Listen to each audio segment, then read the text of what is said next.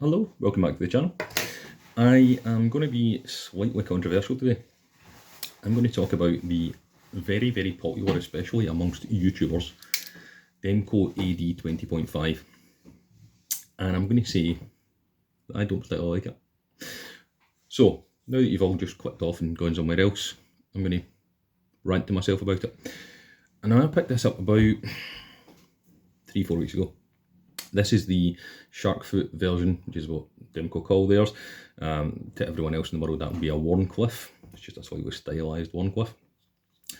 And it's a bead blasted kind of satinised finish. Now, there are several different versions of this one.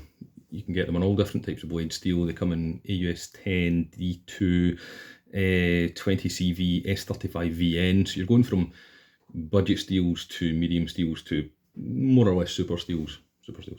And they do therefore have a huge price variation. You know, looking online this week, they go from around £150 to like £400, depending on which version you get. They really are wildly different.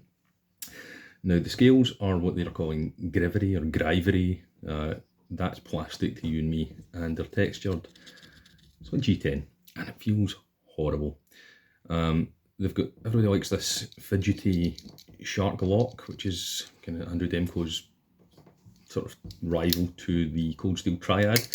Andrew Demko, of course, was the engineer at Cold Steel. It's great for fidgetability. It's very, very poor for comfort. You know, this whole method of, that's not fun on the finger. That's really, look at that, a poor finger.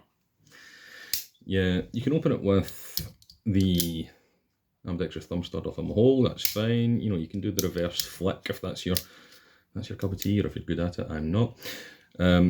Or you can do the Benchmade style flick open, but you can only close it by withdrawing this lock back to allow the blade to swing. That's a deeply uncomfortable process. It's not much fun at all. The blade shape I quite like. It's ever so slightly thick for kind of general purpose use. If you've ever used a Benchmade 940, you'll know what I'm talking about here. You know, you're not going to cut through fruit with this thing. It's going to crunch it in half. I like how it looks aesthetically. I don't enjoy the ergonomics. It's not particularly fun to use. There's hot spots. The Grivery FRN G10 plastic handles aren't particularly comfortable. You know, they burn on your hand. It's friction. It's, why would you do that? The jimping, same, but the lock is my real bugbear. It's just so uncomfortable to constantly have to, you know, mutilate your fingertip to operate it. Just give us a liner lock. Put a liner lock there, please. You can also get it in a clip point version. Again, this is the shark foot Wharncliffe version. You can get it in, let me check my notes here. This is how many versions of this is. I have to write notes. Yeah, right. Now, even things like pivot pins, they're different on every model.